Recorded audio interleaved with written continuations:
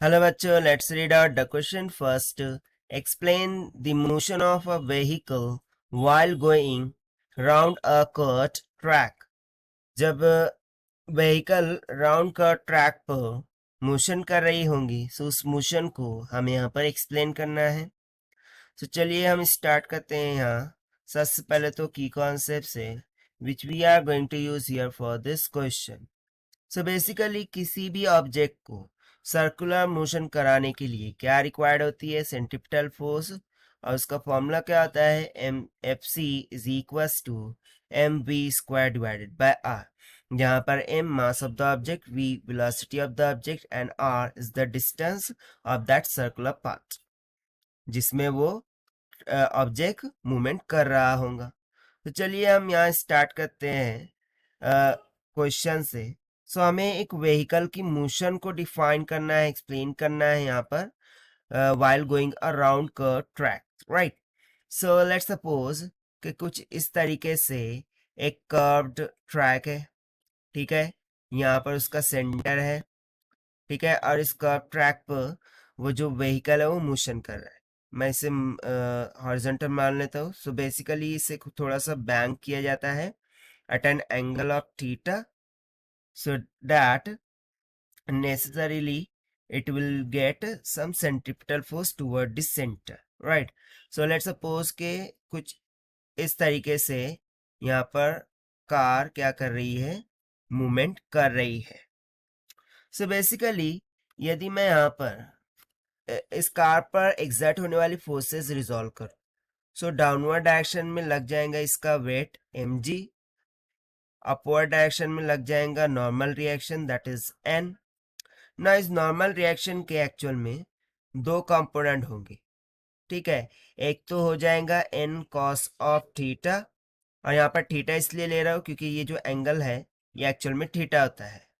और horizontal direction में क्या लग जाएगा? n साइन ऑफ थीटा, ठीक है।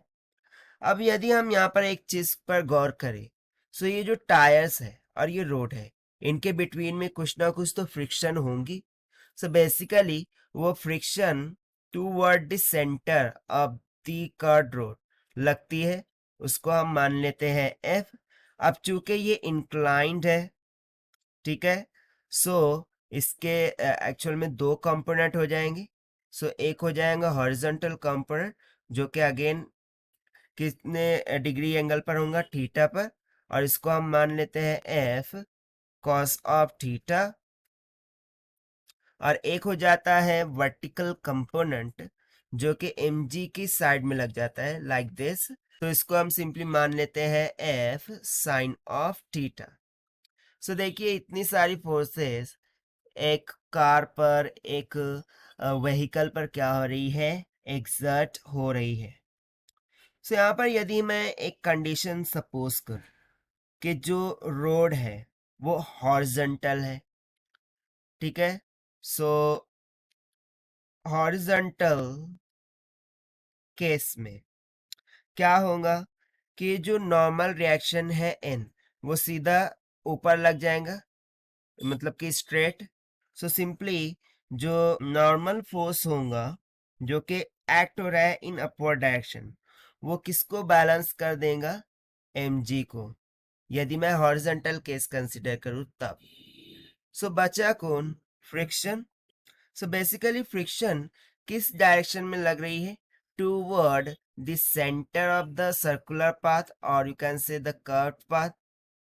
सो जैसा कि हम जानते हैं जब कोई ऑब्जेक्ट सर्कुलर पाथ में मूव करता है तो उस सर्कुलर पाथ में मूव कराने के लिए सेंटर के जानिब जो फोर्स लगती है वो कौन सी होती है? Centripetal force. बट यहाँ पर तो फ्रिक्शन लग रही है।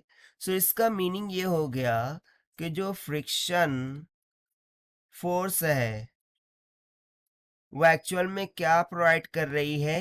व्हीकल को सेंट्रिपिटल फोर्स प्रोवाइड कर रही है, that is mv square divided bye r।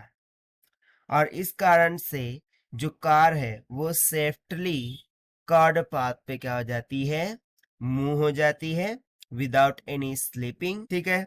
So this is what all about the motion of vehicle on the curved track or on the curved road. यदि हम इसकी सेफेस्ट वेलोसिटी फाइंड करें, ठीक है, safest movement velocity, तो जैसे कि यहाँ पर हमने लिखा है फ्रिक्शनल फोर्स किसके इक्वल हो गई, सेंट्रीपिटल फोर्स के। सो मैं मान लेता हूँ फ्रिक्शनल फोर्स क्या था, F, so F will be equals to mv square divided by R हो जाएगा ना। यहाँ पर हमने ऑलरेडी ये देखा है कि जो स्टैटिक फ्रिक्शन है ये इंक्रीज होती है 0 से मैक्सिमम वैल्यू के लिए। सो मैं इसको इक्वल ना मानते हुए इस तरीके से बोल दूंगा, it should be greater than to mu N, ठीक है। बट यहाँ पर देखिए एन क्या है, एम जी। सो मुझे एफ किसके ग्रेटर देन मिल जाएगा, म्यू इंटू एम जी के। अब मैंने यहाँ पर म्यू एन क्यों लिखा है कि ये क्या है, फ्रिक्शनल फोर्स है। फ्रिक्शनल फोर्स का फॉर्मूला ही होता है frictional coefficient multiply by normal reaction. So उस बेसिस पर मैंने यहाँ पर ये लिखा है। और एन हमने ऊपर बताया फॉर हॉरिजॉन्टल सरफेस ये क्या होगा, एम जी के। सो इसको मैंने यहाँ पर रख दिया M G simply. So without skidding condition के लिए मैं क्या लिख सकता हूँ कि जो M V square by R है ये लेस देन इक्वल्स टू होना चाहिए किसके, म्यू एम जी के।